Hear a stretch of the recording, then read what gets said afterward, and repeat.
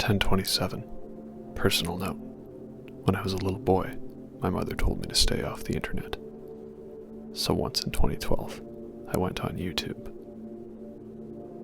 1032. Restate my assumptions. Number 1. Mathematics is the language of all nature. 2. Everything around us can be understood and represented by an algorithm. 3. If you graph the numbers of any algorithm, patterns emerge. Therefore, there is a pattern in the YouTube algorithm, waiting for me to find it. I'm gonna see it, and it'll be perfect.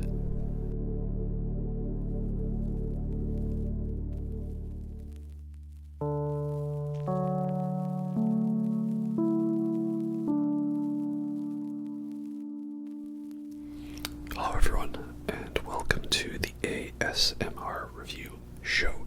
For this video, we are talking about all of the films of legendary filmmaker Darren Aronofsky, who is, I believe, my current favorite director that is still working in the business today, at the time of filming, that is, hopefully for much longer. So yeah, he's great. Love his films. He's always been number 2 for me, behind Stanley Kubrick, of course, because I am boring. I did have another film where I ranked all of my favorite directors, so feel free to go check that one out and let me know who your favorite directors are. So yeah, I've always loved his films. I started off with his early films, his 3 main ones, and then when his films started coming out, then 2008 onwards, that's when I was always like, okay, I gotta keep an eye out for what Aronofsky's doing, and gotta be there, on day one as soon as possible. So for this video, we have ourselves a lovely peach capsicle cream ale. It's from Camp Beer Company. And I got this one because it says it's like a peach pie with vanilla ice cream, because Pie is the movie we're going to be talking about. As Pie's the movie, peach pie, cream. You know what? Let's move on. So yeah, we'll talk about all of the films in chronological order, and I will be making a ranked list, and it will be on Letterboxd. I have a Letterboxd account now. I'm going to try to make lists on there and do rankings and do reviews, and then I'll try to share the ratings of movies I watch on Instagram. So I'm trying to do my best at this social media thing. We'll see how well it goes, but a lot of times I just forget to upload stuff, how it is. So, first up, we have his directorial debut, Pie. Not pie as in, peach pie or cream.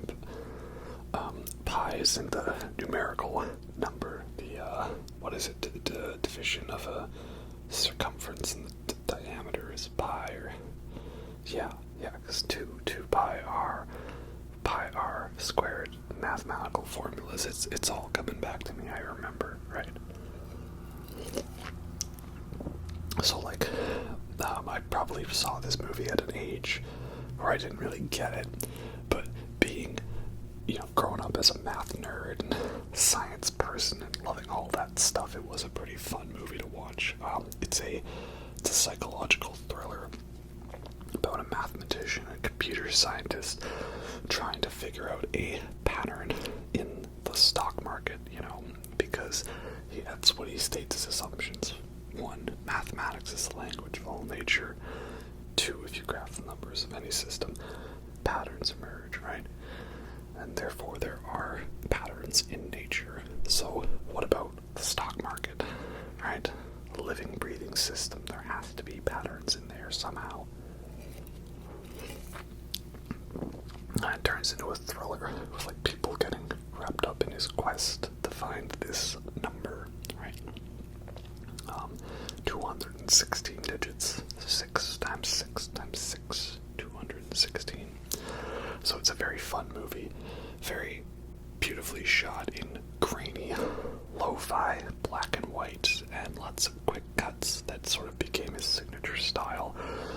his first couple of films. Onwards, not so much as of late with his style, but yeah, I think it's called a hip-hop montage. And he used a really cool technique called the Snorri cam, which was basically like the prototype for a GoPro, where like the camera's mounted on someone, so like when they walk, like the camera vibrates in like perfect synchronicity, so you get a real weird effect. It's kind of like watching GoPro footage now, but yeah, at the time it was pretty high-tech, pretty cool. And this movie also launched the career of Clint Mansell, who's one of my favorite composers. He does a lot of the music for Aronofsky's movies, and he's done a lot of great scores. You may mainly know him, well, besides another movie we'll talk about. He did some work for like Mass Effect 3. Like all the really great emotional cues in that game are Clint Mansell, like the Leaving Earth theme and the An End Once and for All. So yeah, that's a great composer. We've got a great film with a great director, and it's real intense, and it keeps you on your toes, and it's well shot, and it's just really cool. And I think it was a huge influence on like what I was gonna like in terms of movies, you know, a very influential one for me, so it's a very important one. I've always really loved this one. Is it my favorite Aronofsky movie? No, but it is up there, probably more so up there for me than other people's lists. The only really issue I have with it is some of the math dialogue is a little off. Like when they're talking about the golden ratio, you know, the Fibonacci sequence, right? Because I'm a Tool fan. I think they refer to it as theta, and like that's the wrong character. It's actually, what is it, phi, fo, but yeah, it's not theta, it's phi, or phi, which one it is, you know, PHI, right? 1.168, I think, is the first bit of it. And then you've got pi, which is 3.141592653, something. Yeah. So there's like little details like that. It's not exactly precise, but it's pretty cool. And it's a great soundtrack too. There's like Massive Attack in it, a whole bunch of other great trippy 90s industrial songs. Yeah, it's a lot of fun. No real other way to say it than that. And this also highlights something that is almost a part of every Darren Aronofsky movie. He really loves having a movie where the main character is trying to achieve perfection, and in that quest for perfection, they end up destroying a part of themselves. And do they reach that goal of perfection? Well, it usually ends on a bit of a vague note, your own interpretation of whether or not they succeeded in their quest. Black Swan is probably the one where this is most noticeable, but I feel like it's a theme in all of his movies except for one, which is the first one. He's been mixing it up a little lately. We'll talk about that when we get to it. Yeah, but that's the thing to keep an eye out for, is characters trying to achieve a goal by becoming perfect and thus destroying a part of themselves. That's the theme for all these movies. So then up next we have what is probably one of his biggest, most well-known and talked about movies. It's Requiem for a Dream. So Requiem for a Dream is a movie of about several interconnecting stories, but, you know, it mainly boils down to drugs are bad, okay? But, you know, it's more so than just that, right? Like it's not trying to say kids don't smoke weed, or like, you know, you'll puff out purple smoke or try to commit Sudoku or something like that, right? It's not reefer madness or anything like that. It's a lot better than that. It's like, hey guys, maybe being addicted to heroin is not so cool of a thing, or doing copious amounts of cocaine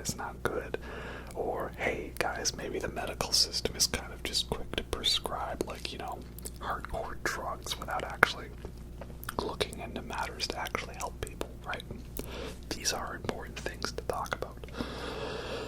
Also, if I didn't mention yet, so this is the second video I'm filming with the ring light. The last couple ones were all filmed before I got it.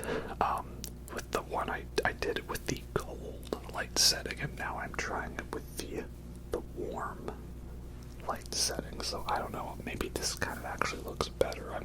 I'm unsure. Let me know what you guys think. But I don't want to have it too bright, otherwise that'll just mess with my eyes. But I still like having the demon eyes from the ring light. I've always loved that effect.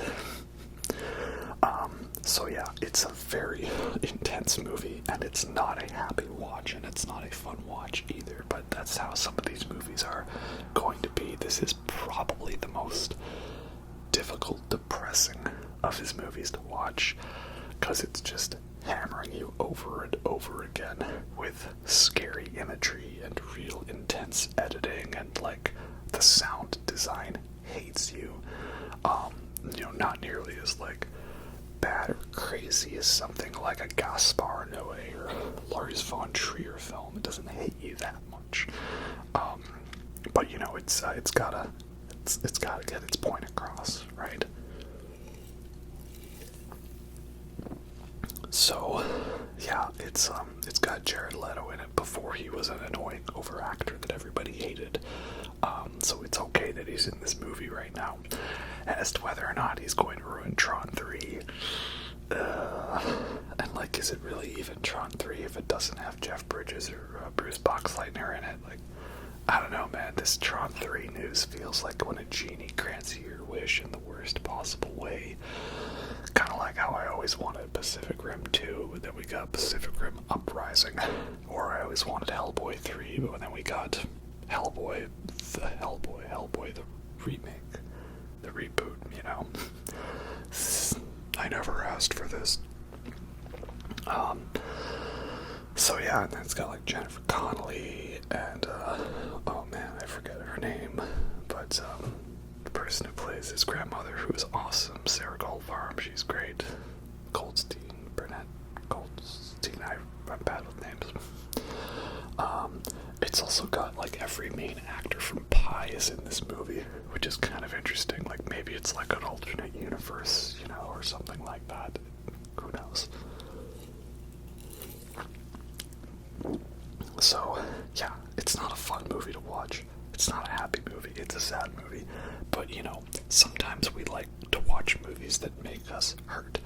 And if that's what you're looking for, then I feel Requiem for a Dream is a good balance of being, like, enough to hurt you, but, like, not so much that it's, like, too much, you know what I mean? Like, it's one where I could almost throw it on casually, but I wouldn't. As opposed to other stuff, like, I wouldn't casually throw on, like, Antichrist or Irreversible, I've got to be in a mood if I'm gonna watch those ones. And of course, this probably has Clint Mansell's most well-known soundtrack, the theme for Requiem for a Dream, Lux Aeterna, right?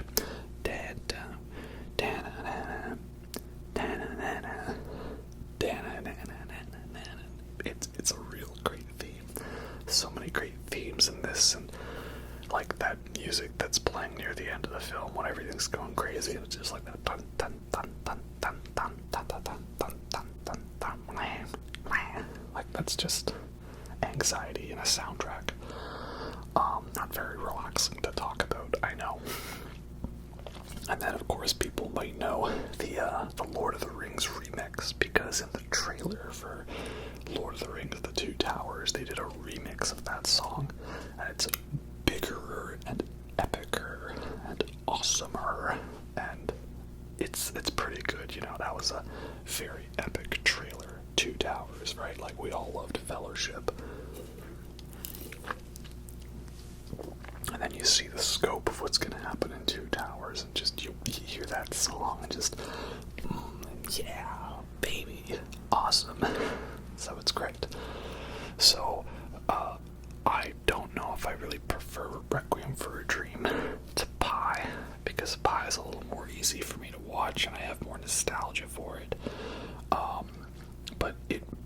is one of his best films, not my favorite, but his best. And again, it's like one I probably haven't watched in like well over 10 years. And do I ever need to watch that one again? Am I going to want to? Well, maybe at some point. So yeah, it's a very, very great one.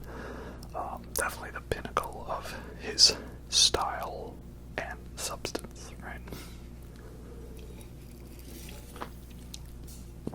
Then, next up, it gets a little tricky because Darren Aronofsky was trying to make a movie, and it was going to have, I think Kate Blanchett and Brad Pitt in it, and then they dropped out, so we ended up getting Hugh Jackman and Rachel Weisz in The Fountain, which was a whopping 6 years later after Requiem for a Dream. And this one did not do very well, and it got bad reviews, and no one really watched it. And so now I'm going to give you my spicy take, the spiciest of spice takes, that The Fountain is my favorite Darren Aronofsky movie. Thought about it for a long time, and there's another one we haven't talked about that I really love. But ultimately, yeah, this is my favorite one. Why? Because it's the movie where Hugh Jackman makes you cry about a tree, and it's the best soundtrack. I did a video ranking my favorite scores and soundtracks. Soundtrack being songs not made for the film, like in a Tarantino movie, and then score being, original score made for the movie, like Star Wars or Lord of the Rings. But yeah, for me, best original score, it's The Fountain. I love this soundtrack so much. It's got so many great themes, and I hear it, and it just, that gives me the tingles and the hairs on the back of the neck, and it's emotional, and it's so well made, and it's epic, and I love the visuals to this movie are so cool. You don't get many films that have, a beautiful yellow, amber, gold look to them.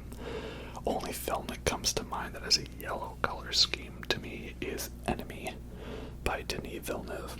But that's a very sickly, gross yellow, not a beautiful, vibrant, glossy yellow. So I love the color scheme and the look to this movie. It's so beautiful. And it's about 3 intersecting stories, all 500 years apart. We've got the modern day in the year 2000, where Hugh Jackman is a doctor trying to discover a cancer cure using ancient sap from this tree, and because his wife is dying, and he's trying to figure out how to save her. And then we've got 500 years ago, where Rachel Weisz's character she's been writing a story about a Spanish conquistador sent to find the tree of life in the Garden of Eden. And then we've also got 500 years in the future, where Hugh Jackman's character Tom is the last man alive, and he's got the tree on a spaceship that he's trying to take to the nebula of Xibalba, or the dying star, and in the nebula to see if he can reignite it, right? And so, are the stories real? Are the future and the past, are they just part of the stories that Izzy's been writing? That's up for interpretation.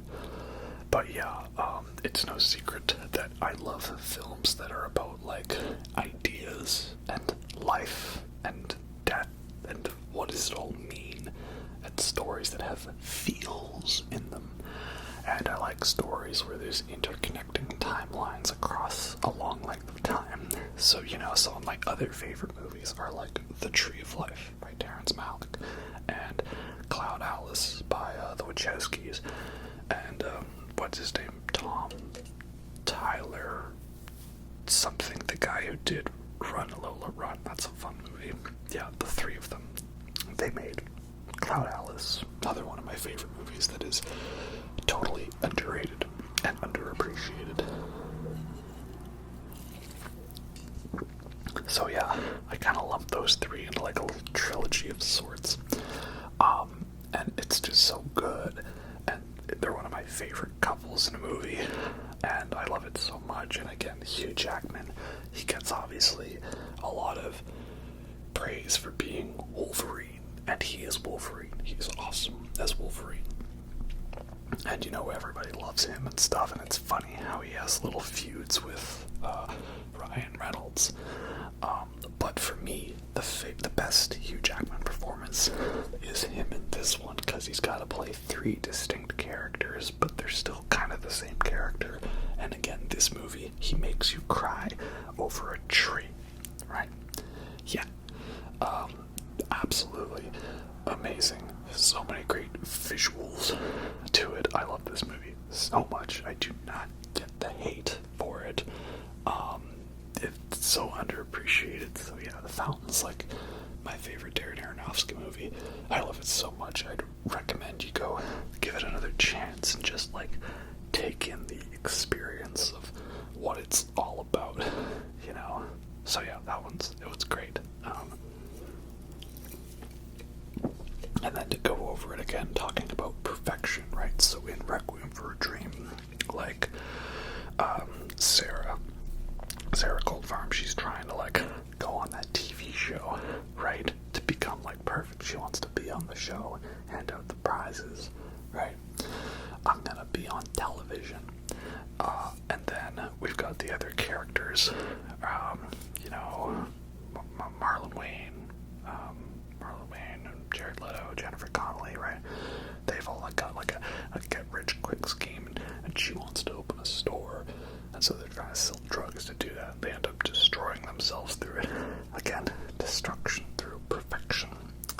And then in The Fountain, we've got Tommy, who's, he's got a goal. He's got to figure out the cancer cure. He's got to save his wife from dying.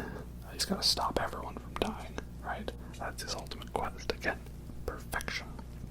And then that brings us to 2008, The Wrestler, which is the big Mickey Rourke comeback vehicle, right? This has been the thing I guess Aronofsky does. He takes an actor who's kind of been out of the business for a while, and he gives them an awesome, dramatic, Oscar-worthy role. And this was the first one, The Wrestler.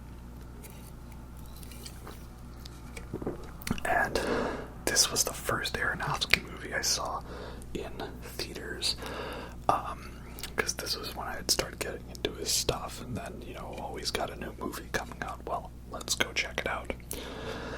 So, yeah, it's a good one. It's very good. It tells something about him that this is one of his least awesome ones, and it's still at least like a 4 out of 5 type movie, and I still love it. It's just not fully for me because it is like a wrestling sports movie, and sports movies aren't really my thing, even if they're good, it's like, yeah, that's good. Not really for me though, right? I like cerebral science fiction, so was she the tree or was she not the tree, and like, life and death and all that. I like that stuff, more so than sports. But this one's also really good. So basically, again, perfection. Mickey Rourke is a washed-up wrestler trying to have like the one last big show, and also sort of maybe finally get it on with this one girl he likes, who's Marissa Tomei, playing a stripper, and he's trying to reconcile with his daughter, estranged daughter. And this movie also resonated with me a lot as a kid because the characters are very nostalgic for 80s hard rock and 80s heavy metal. And this is before the big 2010s oversaturated 80s nostalgia wave. So when, I was nostalgic for the 80s before it was cool.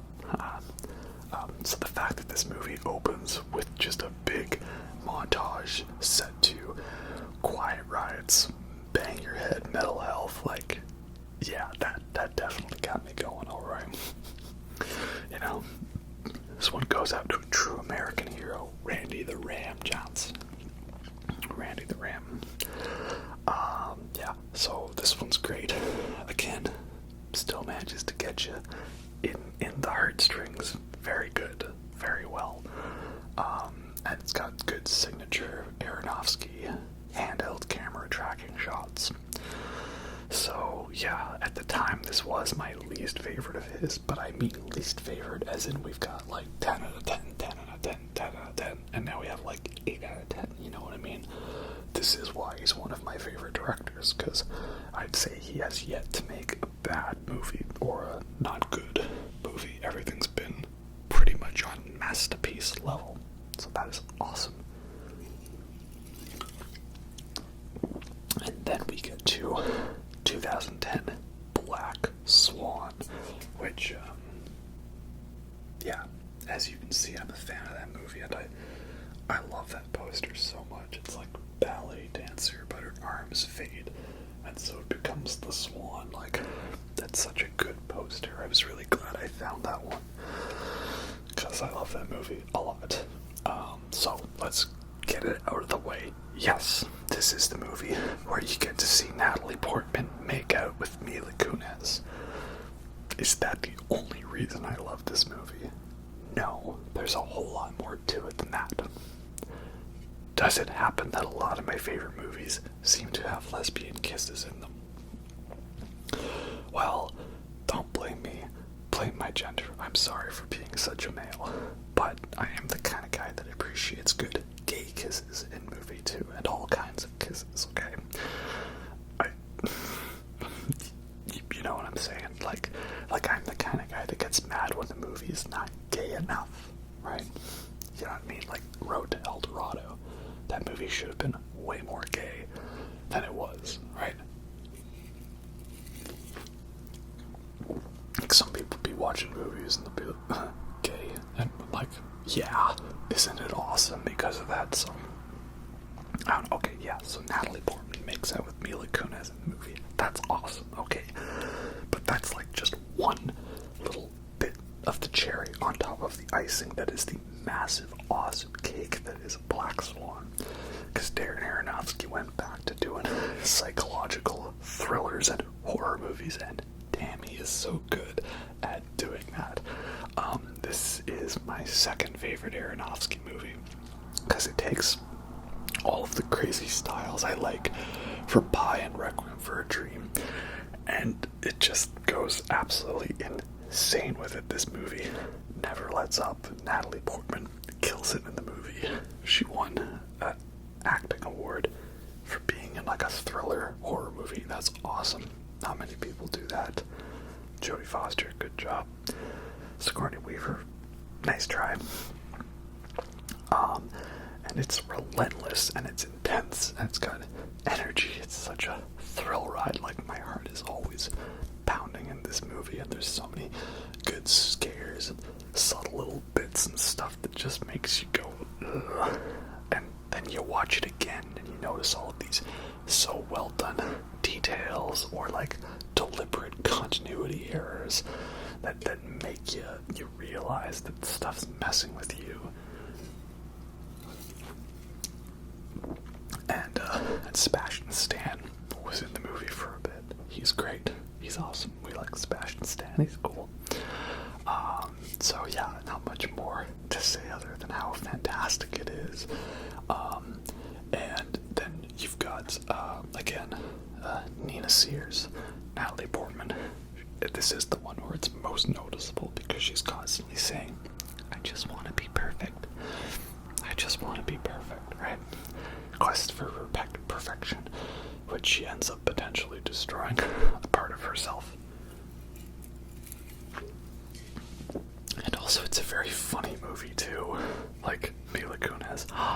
Oh my gosh, you did have a fantasy about me. Was I good? Like, yeah, it's actually a pretty funny movie, surprisingly. And Vincent Cassel, he's great too. Loved him in Irreversible, of course. And I think he's in Lying, right? Apparently that's a good movie. I haven't seen it yet. Add to the watch list. He's great at being a very scummy, perverted teacher, you know. Definitely a not good kind of guy. So yeah, I love this one. so much. And not just because it has two very beautiful women kissing, okay? It's a benefit for me.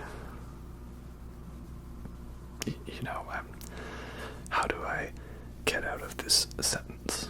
Right?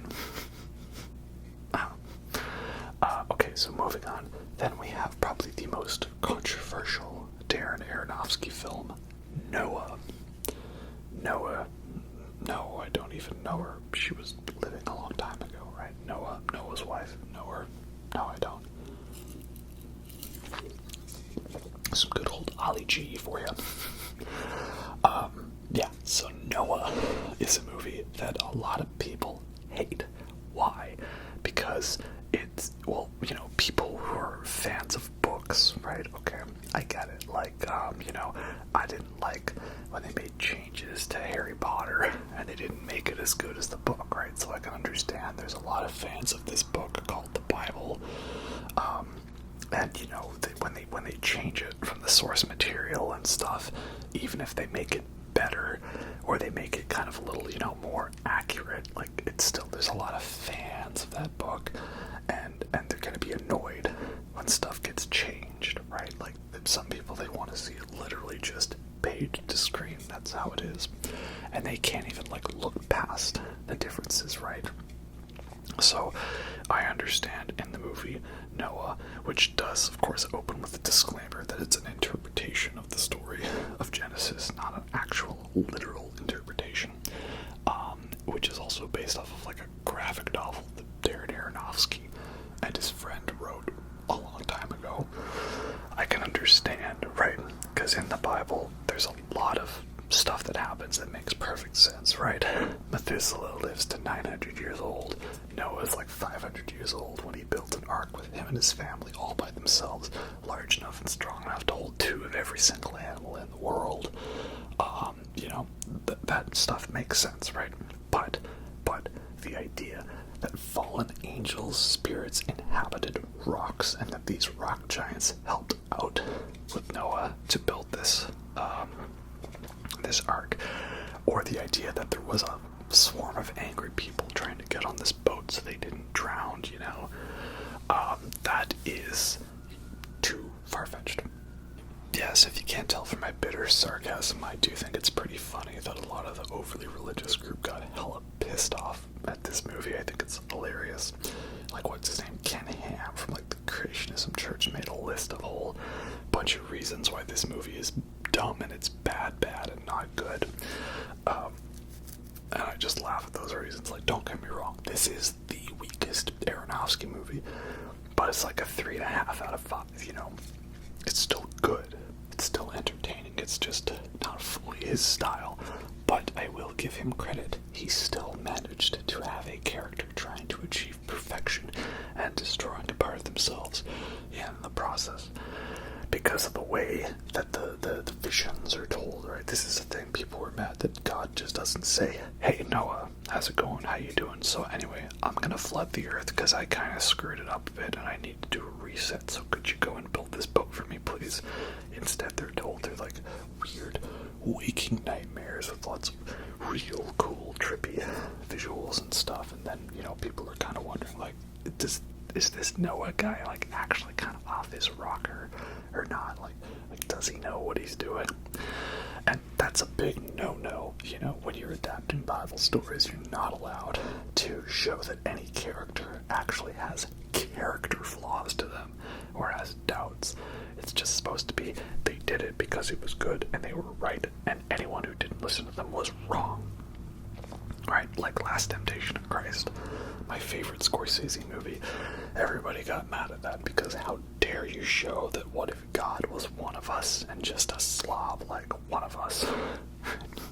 They were no, Jesus, of course, he was totally fine with being nailed to a plank of wood and tortured and stuff. There's not any way that him being a person would have any single doubt about that, right? That's, if anything, the fact that these characters face trials and tribulations and still go through with it despite the resistance, that is a better indicator of their faith and devotion to your cause and your ideas, right? because they don't actually know if it's the right thing. They feel like it is, but they don't really know, right?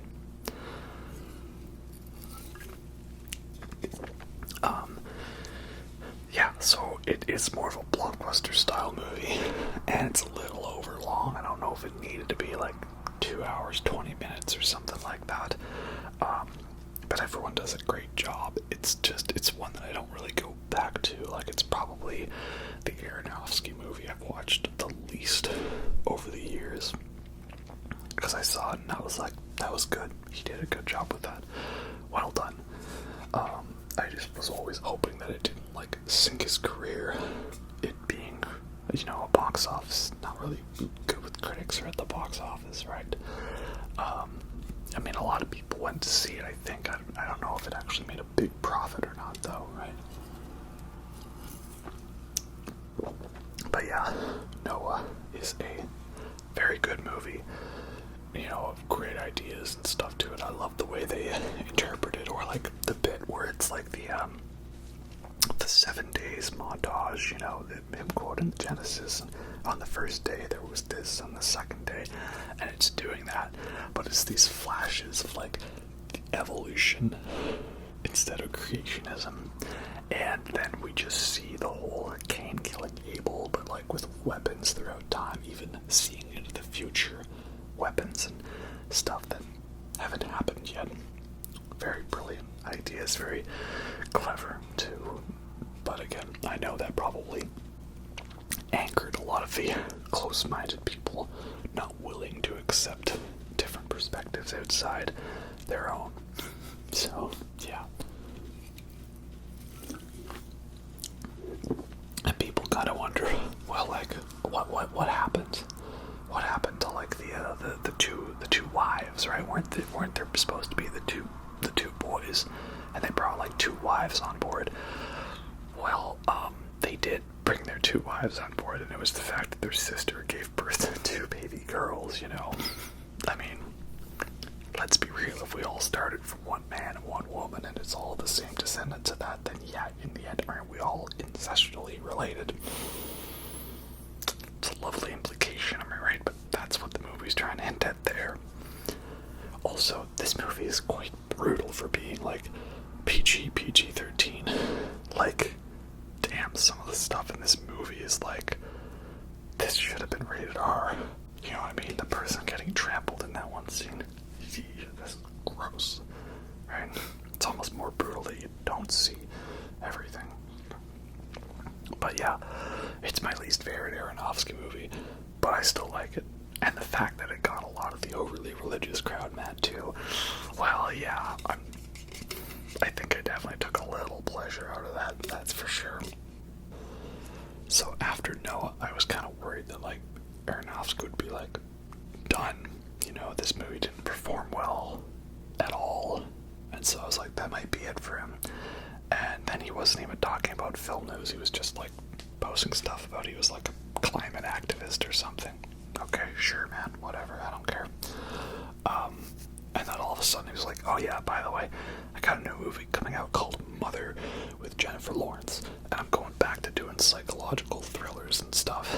And I saw the trailer and I was like, this is perfect, because the trailer makes it look like it's some generic home invasion type movie, and everyone's gonna go see it thinking, oh, it's got Katniss from the Hunger Games in it, and then it's gonna be like spooky, and maybe there'll be like a creepy guy that jumps out with a knife and goes boo.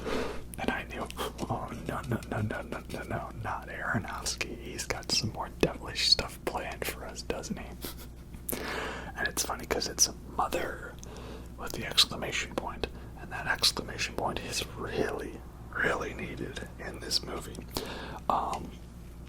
I don't love it as much as his earlier thrillers like Black Swan, Requiem, Pie, but it's a very good one, and it is a step up from The Wrestler and Noah. It's a fever dream amalgamation of like ideas about like religion, life, death, the state of the world. I think Aronofsky's atheist. Not sure. But in any case, you look at this movie, and it's all metaphorical stuff for like biblical stories. Cain killing Abel. and Eve are here. Adam losing his rib to create a woman, which is not, of course, how it is. Women did not come from a rib. Man came from her. Can I say vagina on here? Can I do that? I don't know. That's how it was. And then you've got, the sacrifice of the son and the eating of the flesh. Very literally, no one questioned about how just at church you're drinking Jesus' blood and eating his body and blood. And then this movie was like, let's literally interpret that for you. And then the idea of, being like a celebrity, literally being beaten on by all the commenters, right? It's a fever dream of ideas and nightmarish images and stuff, and I love it. It's just total insanity, the craziest house party gone wrong. Is it perfect? No. But it's pretty awesome, pretty great. This is the interesting one, because this is where we see Aronofsky's kind of been switching it up a little bit. Because, of course, we talked about the character trying to achieve perfection in all of his movies. Well, in this one, there's a bit of a twist. You see, yes, Jennifer Lawrence as her, or woman.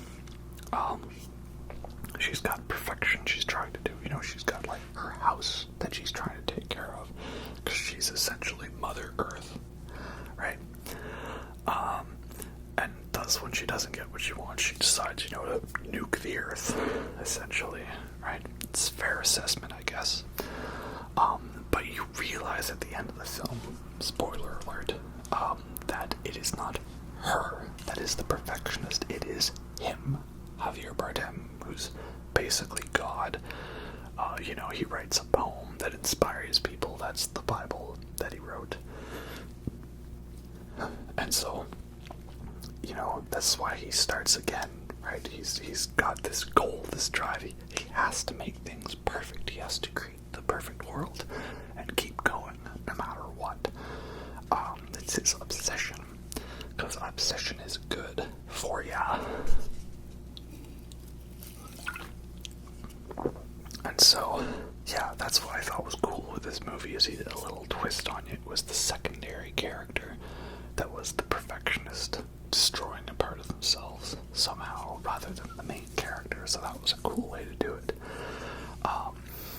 And yeah, this movie is also surprisingly hilarious in some bits, so many of just the little extras, right? The way they say the lines and stuff. It's just so blunt and to the point. It's kind of hilarious, right? Like the one son shows up. Hey, this is a nice place, guy here. Cool. And she just walks away and just totally unprovoked. Hey, nice view. Excuse me, sir. Or just that couple that keeps sitting on the sink and hey, could you not do that? Oh, okay, sure, sorry. Literally 2 seconds later, come on guys, let's do it again, it's fun. Or hey, can I stay here? No, you can't. Wow, you're a horrible person. Some of those extras, man, they really gave it their all in being snobby assholes. So yeah, I love this film a lot. It's got some real messed up, horrifying imagery, and yeah, that's the point. It's kind of made to make you look at all this going on, and it's not a subtle movie. Very disappointed that this got nominated for all the Razzies and not a single Oscar. I don't want to say that they didn't get it, because I feel like this movie's not too hard to not get. It's very on the nose. I'm not that smart of a guy, and I can kind of tell, yeah, it's all biblical stuff, and especially because his last movie was a Bible movie, and there's a lot of religious themes in his next movie, too. It's definitely an important part of Aronofsky's films. Yeah, I don't know, that sucks. So again, I thought, oh no, is he done again? Is that it? Because this definitely didn't do as well as I had hoped.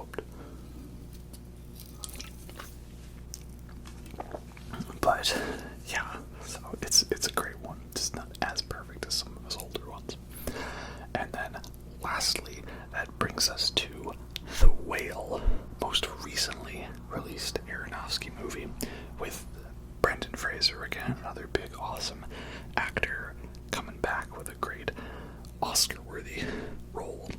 Although I think it would be awesome if, like, Brendan Fraser was nominated and won an award for this, but then he just didn't actually show up, you know? That would be such a great way to, you know, say screw you to the Hollywood system that screwed him over, and the people at the top that literally screwed him over. So, you know, I say, don't bother going, Brandon. You just keep on doing you, you know, keep on keeping on. You know, pull a Marlon Brando and get someone else up there to make the speech and stuff, so you can say something important and then everyone else will boo it, and you can expose what hypocrites they are, like John Wayne having to be held back because he wanted to punch Sasheen Littlefeather. Like, damn, that's messed up. But that's John Wayne for you, am I right? Do I really need to watch Stagecoach? I don't think I really care how good of a movie that one is. Or The Searchers, you know. Anyway, back to talking about The Whale. This one, of course, is about Brendan Fraser playing a morbidly obese man who is eating himself to death, essentially. And yeah, this is, again, where we kind of switch it, because the character here does have a goal that they're doing everything in their power to achieve, but they're trying to make themselves unperfect. It's the opposite of perfection, right? And they are literally trying to destroy themselves. It's a very sad movie. Lots of emotions, lots of feels. Some people might not be into that. I know movies that try to make you cry. Some people just go, oh, I don't like that it's trying to do that. You know, that's emotionally manipulative. Oh, not for me. Alright, fine, well. Sometimes I like a good cry at a movie, you know. I am not made of stone.